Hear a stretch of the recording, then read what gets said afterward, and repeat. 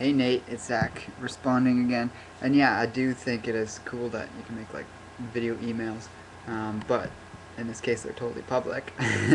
But actually, I have some emails I need to catch up on that are really long, and I'm thinking I'm gonna partly use my channel here, my personal vlog, to do personal emails and just set them as private, and then just so me and this other person can uh, watch them. That's something I hadn't thought of before. But I'm liking the whole just uploading straight from the webcam. Um, yeah, I've got my list of things here. I tried to record this a couple days ago, and it wasn't working for some reason. It was just stuck on 0% loading or whatever, and I lost it. So I'll try to remember everything that I went over. Um, I love what you were saying about conscious languaging. I've operated with that intent in mind for quite a while. Always been a big proponent, and my experience, I don't want to say my belief system, because I don't think it's a matter of whether you believe in it or not. It's whether you've had the experience that validates it or not.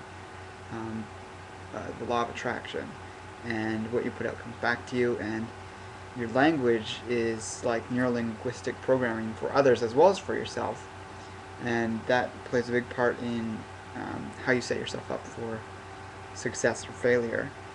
So I think definitely using the correct terms when you want to talk about something is important. Yeah, I'm definitely one that tends to fall towards using certain words too much, like cool or awesome, and those words mean things other than what they're meant to mean.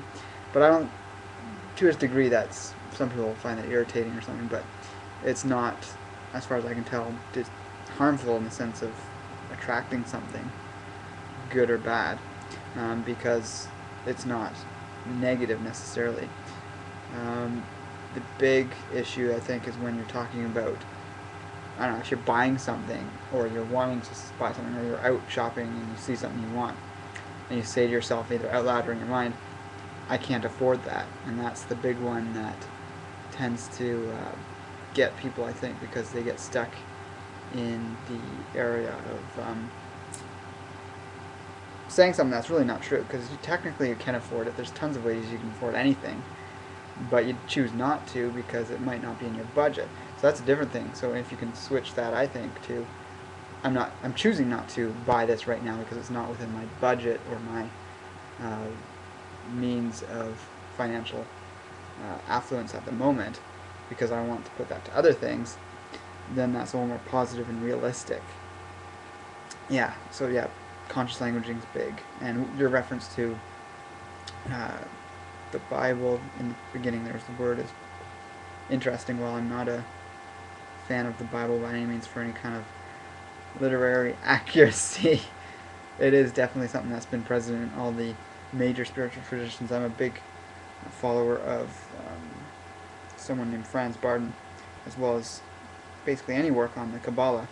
I just want to hold a book up here. I'm not saying, and by the way, you can definitely say you encourage me to do something. I encourage lots of people to do something. I don't have to be uh, teaching them to tell them that they might benefit from something. But no, but I get where you're coming from. That it kind of, depending on the way you approach it, it can sound egotistical. If you're like, I encourage you to do this. But yeah, Franz Barden's book, it's going to appear, the Key to the True Kabbalah, and that's how you spell his name. It's definitely an advanced book. I probably won't even touch this for at least 20 years, because he's got like 3 or 4 books that you have to technically work through in the proper order before getting to something like this, and it's very intensive sort of meditations. It's actually nothing like any other Kabbalah book out there, and yeah, I mean, it's really hard to describe, but it's closer to sort of a tantra type of book. It's what it's compared to in the beginning, is that it's using this language. You can use the same consonants and vowels as the English language, but you're, through meditations, visualizations, and other things, you start imbuing them with certain qualities, and then you make these phrases that aren't English or any other language, except they're based on sort of the qualities that you attribute to the letters, and then when you make these sounds or these words, they have an effect on your being and the universe. So it is magical in that sense. And that's an interesting thing to get into. But basically, the first book in the whole series, which I'm still working through, there's like 10 steps, and each step takes about a year to complete. And I'm still on step 1, is Franz Barton's book, Initiation into Hermetics. It's definitely not everyone's cup of tea, but it's kind of like a mixture of Western Hermeticism and Indian, what do they call it, Raja Yoga, which is meditation yoga. Very intense concentration exercises. It's really thorough, and it's like this really step-by-step program, which would be kind of similar to what you'd get if you had an actual teacher that was good at getting you to go step-by-step through something. Whereas most people get a book and they kind of like pick and choose the little bits they want to follow or try out, and they don't actually progress anywhere. But yeah, I just wanted to mention that, just on the topic of the conscious languaging. His work is pretty unique. He's not that well known, but the people that like him a lot. Anyways, on the sheet here, and then on the topic of guns and violence, that kind of is the same thing when you come to the law of attraction. The idea that if you're carrying something like a weapon, you're probably going to attract that into your life. I definitely would agree that that's possible, and that happens for a lot of people. Same with martial art experience. If you train your body to be a weapon, you're going to, in some cases, have that come into your life so that you can, because you're wanting to test your skills to see if you're effective as a weapon. And I do, however, think that there's also the opposite. Some martial artists and some people that engage in the combative arts do so because they have a very strong desire to never get into physical altercations, and I think that's what separates the real martial artists from the sort of meathead MMA fighting type people. They just want out to prove themselves, and you can see the results of that. Like, you look at, once in a while you hear these stories of like some MMA fighter that's gone into a bar and gets beat up because he's acting all cocky and he has 5 people jump him. And in MMA training, they only train for one guy. You know, Brazilian Jiu-Jitsu doesn't work so well against 5 guys when you got someone in an arm bar on the ground and 4 other guys are kicking you in the head.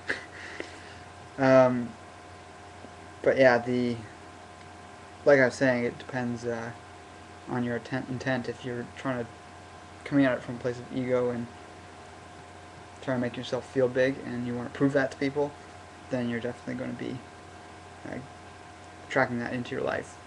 And I've heard of people doing that. I've heard of met people who have done that, but I've also met people who have, through their training, being more confident in themselves, and thus they don't attract that into their life because, you know, they suddenly find themselves in a situation that's dangerous or a dangerous area. They're able to deal with it better because they have the proper skills to handle it.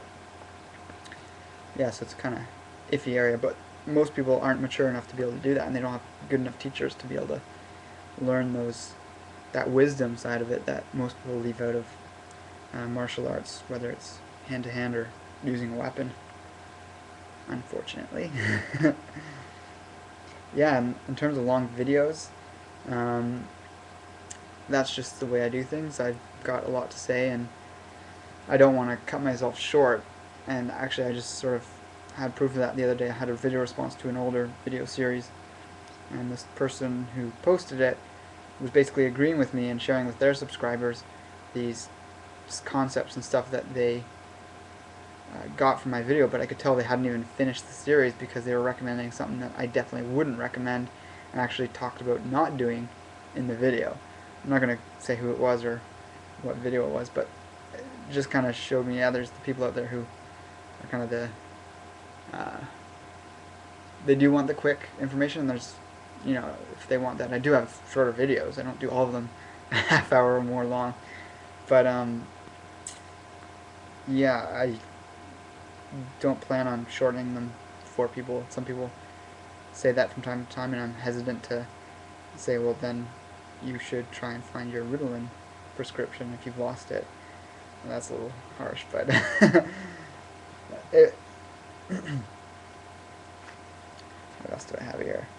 And the sound quality, yeah, that'll also improve. Camera and sound quality is going to improve once I get a new computer. This one's verging on 7 years old, and but I predict by the fall I'll be getting that, which I'm looking forward to. And speaking of getting long, this video is getting pretty long, so I'm going to wrap it up. You also mentioned about Ascended Health, and I think that looks like an amazing company. I did look at them. I'm just not in the position to be purchasing large amounts of random products just to test out at this moment, just because I'm looking for a new computer. And yeah, by all means, no need to respond to this with another video response, because that's could get trivial. We just keep going back and forth. But yeah, by all means, if you do have something to say, respond. And let's set up that interview. I'm pretty busy this weekend, actually. I missed my chance earlier this week. But yeah, anytime, just let me know. Alright, take care. See ya.